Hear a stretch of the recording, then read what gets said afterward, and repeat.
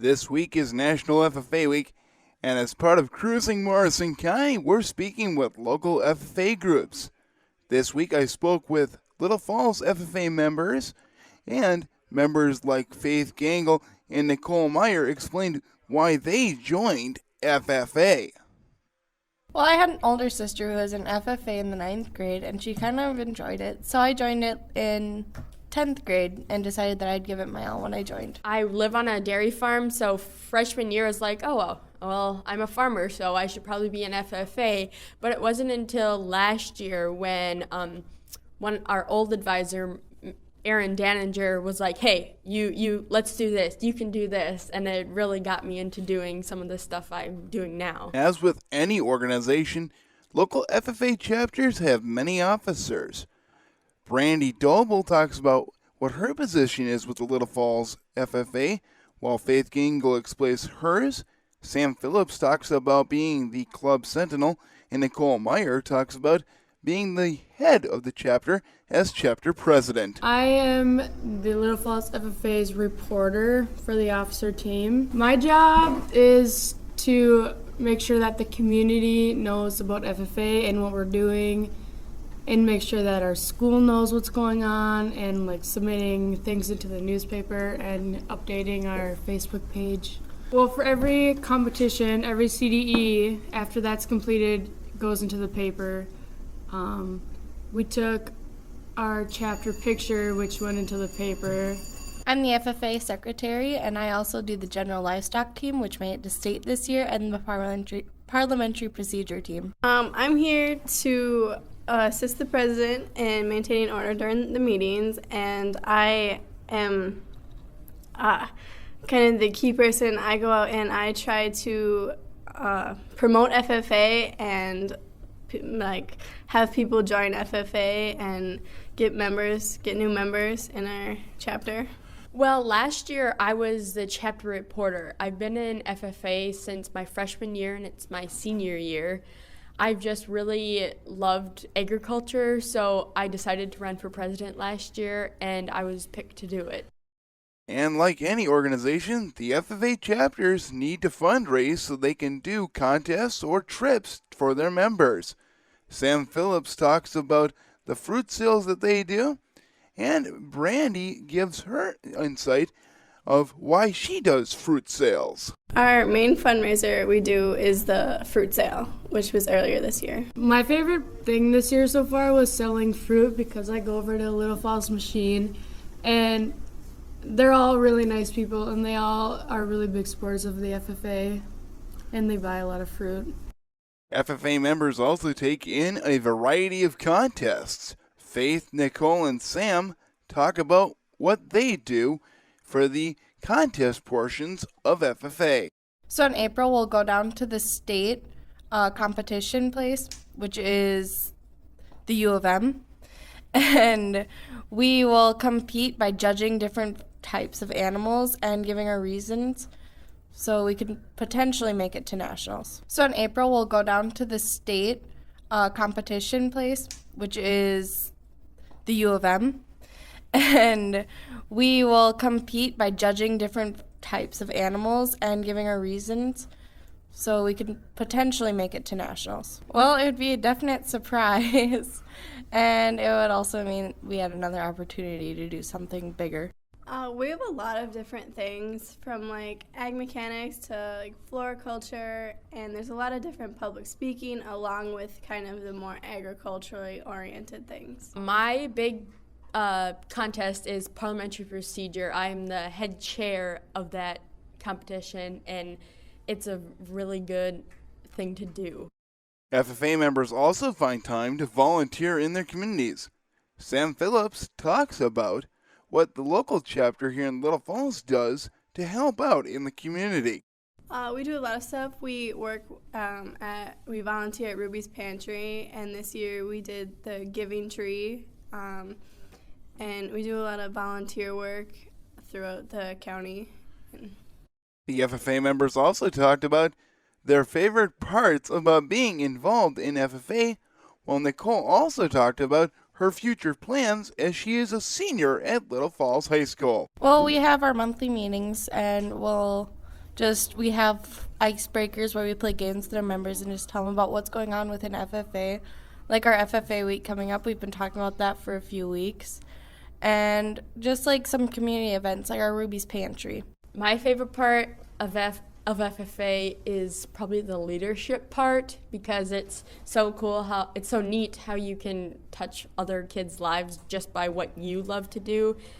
And my favorite thing is probably during FFA week our lunchtime activities. I like when we have meetings and I get to be with a lot of people that have the same interests as I do, and it's just a fun time. Well, I plan on taking a year off and then to earn some money, and then I plan on going to Ridgewater College for a dairy management program, and hopefully I'll be able to keep in contact with the FFA chapter and seeing what I can do to help out. The members of the Little Falls FFA gives some misconceptions about FFA and some advice for those that are thinking to join. You don't have to live on a farm or have relatives that are farmers to be an FFA, because FFA not only, it's about agriculture, but you get so much more out of it, like meeting lots and lots and lots of new people. And actually my public speaking has gotten a lot better since being an FFA, which is a really good thing. And you learn leadership, and it's just a good organization. Well, there's actually a lot more than just farming that you can add into FFA, and what I do is I work at Dairy Queen and Pizza Ranch, and that ties into my FFA AET experience, where I gain hours and experience, and I can potentially get money for what I do. Try it out. If you don't like it, you can always quit, but you'll never get the experience if you don't start it. I'd say kind of if they were skeptical because they're not exactly like a farmer or something. It's not really about farming anymore. Of course, we're agriculturally based, but it's more about leadership, and really it's a fun time if you're interested in this kind of stuff. We've been speaking with members of the Little Falls FFA chapter, as it is National FFA Week, which runs today through next Saturday. We've been talking about various activities, what officers do, and why you should join FFA. I also had a chance to speak with members of the Royalton FFA, and they talked about the fruit sales that they do, which is an important fundraising effort for their chapter. Typically we do fruit sales. That's our big one that we do. So in October and November we sell fruit to area people. We have actually gone snow tubing at Eagle Mountain, and that was really fun. Or the rodeo is a big thing that our funds carry, so that the whole entire chapter gets to go to the rodeo during FFA week or before FFA week. FFA has a officer team, whether it be a president, vice president, treasurer, or some other ones like student advisors. The members of the Royalton FFA talk about their positions within the local chapter. I am the chapter president, and typically I just run the meetings and help with any questions that the kids have on regards of our events coming up. I am the chair of the parliamentary procedure team, and we just went to regions and took first place as a team. And if anybody has any questions on how the meetings are run and anything with parliamentary law, I am your go-to guy. As a student advisor, I help out with AT Tracker, which is an online program that we use for SAEs that we do, like people journal their hours to get their SAE state experience award. And with this being National FFA Week, that means the local chapters will be putting on lunchtime activities for their fellow students to both entertain and inform them about what FFA is. Royalton President Megan Chick talks about what Royalton plans to do this week. This next week we will be having FFA week, and that's national-wise throughout our nation. One day we have a grain count, and then during homeroom each day we have trivia, And then there's roping that we're gonna do during lunches, and then we have a staff appreciation pie social. Shtick also talks about why she believes students should join FFA even if they're not on a farm. The main one is everyone thinks it's all about farming, and it's not. It's literally, we have people in here that live in the city and they still love being in FFA and doing our contests. We've been speaking with members of the Railton FFA as it is National FFA Week, which runs today through next Saturday. Coming up next on Cruising Morrison County, we'll be speaking with Sarah Kuschel. She is a Sabika area beef producer, and for the last year, her and her husband Miles have been serving on the American Farm Bureau Federation's Young Farmers and Ranchers Committee. That's all coming up on Cruising Morrison County here on KLTF. Today I'm speaking with Sarah Kuschel. She is a member of the American Farm Bureau Federation's Young Farmers and Ranchers Committee, and her husband Miles are actually wrapping up their term on that committee. Sarah, what's it been like serving with the American Farm Bureau Federation's Young Farmers and Ranchers? It's been just an awesome opportunity to develop these relationships with people all over the country who are all kind of going through the same, I don't know if challenges might be the word to describe it, parts of life. You know, we're all young people who are passionate about agriculture, starting families, trying to continue on our family farms and ranches, and to just being able to share those day-to-day challenges with each other and how to move forward, and at the same time having the ability to connect with all these other people when we're at national events and learn from each other so that we can keep moving agriculture forward. And how has maybe your view of American Farm Bureau and the issues that are always presented with them changed during the course of your time on the committee? I've just always really appreciated the fact that Farm Bureau is a grassroots organization. We don't look at things from the top down. We go from the bottom up. And so all these local members across the country are the voice of agriculture, and then American Farm Bureau carries that story to Capitol Hill for each and every one of us. And of course, I know they had the Young Farmers and Ranchers discussion meet earlier, either this week or last week, and 2 Minnesotans were able to compete at that. Can you tell us a little bit about what they experienced or what they had to do at the Young Farmers and Ranchers discussion meet? Sure. So this year, the collegiate discussion meet happens at our leadership conference. So Ethan Dato and Katie Schmidt, who is actually a Rice native, so from the area here, attend the University of Minnesota in the Twin Cities, and we have local collegiate discussion meets at various college campuses across Minnesota, and then the top individuals from each of those contests compete in November in Minnesota, and then the top two go on and compete at the national level, which just happened here over the weekend. And they both did a fantastic job discussing some of those key topics that are affecting producers across the country. And Ethan actually advanced to the Sweet 16 round of the competition.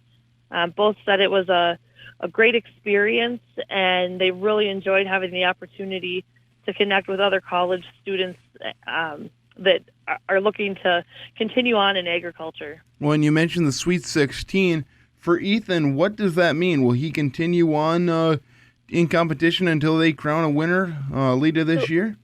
The winner was actually crowned on Sunday afternoon, and it was a gal from California.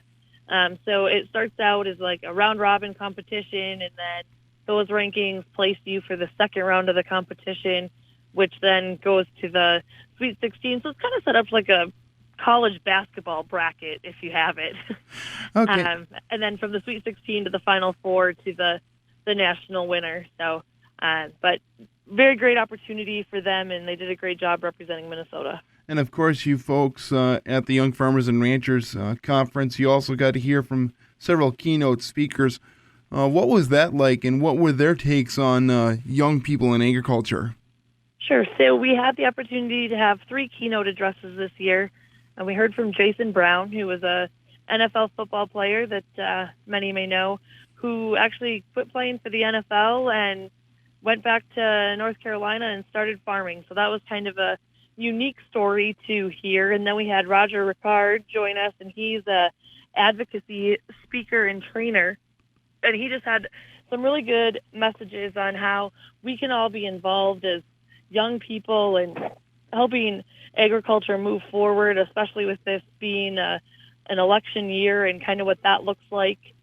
And then we wrapped up with Kelly Barnes sharing a really lessons that he learned growing up on a small farm in Oklahoma. We also had the opportunity to have Miss America 2016 Betty Cantrell join us and partner with the American Farm Bureau Foundation for Agriculture with our Book of the Year, First Piece to the Table. And so we went with Miss America to the Ronald McDonald House and read this book with the kids there and some of their families. And then we're able to make a craft flower project with them to help them learn about how the pea plants would be pollinated.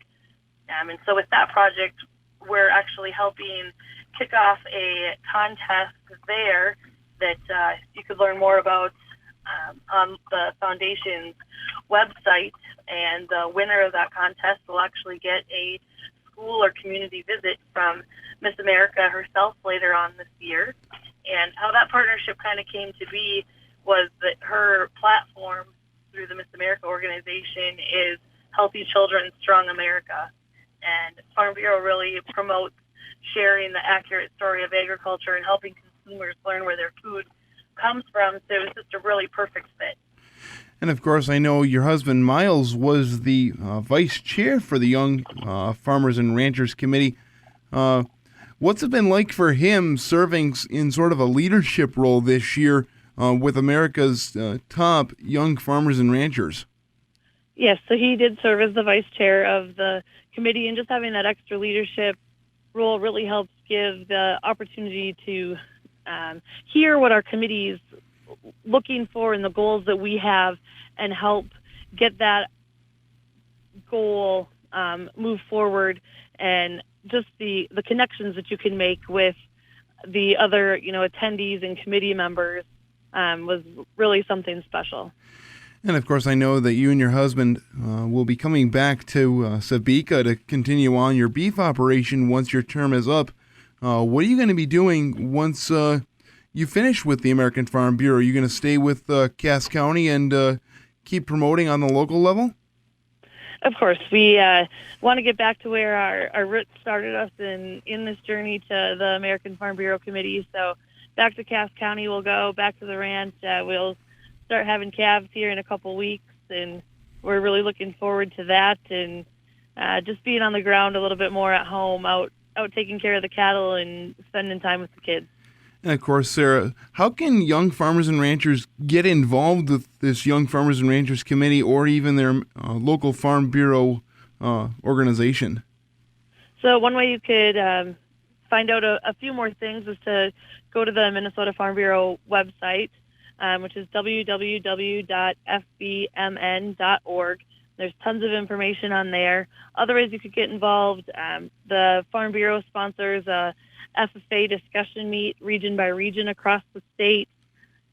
We have state and local leadership conferences and booths at the fair, and so there's a lot of local things that you can do to start with first. So I guess that'd be the one thing, is those who are already involved, don't ever forget to ask those around you if it's something that they want to be a part of. That's how we got started, is somebody stepped over and asked us to join them and come along on an event, and it's sure been a great adventure, and we are very passionate about promoting agriculture and plan to continue for years to come. And we've been speaking with Sarah Kuschel. She is a Cass County beef producer. Her and her husband Miles have been serving for the past year on the American Farm Bureau Federation's Young Farmers and Ranchers Committee. Miles was the vice chair, Sarah as a board member. Wish both of you the best of luck, and thank you for taking the time to serve and a very important part of the American Farm Bureau Federation.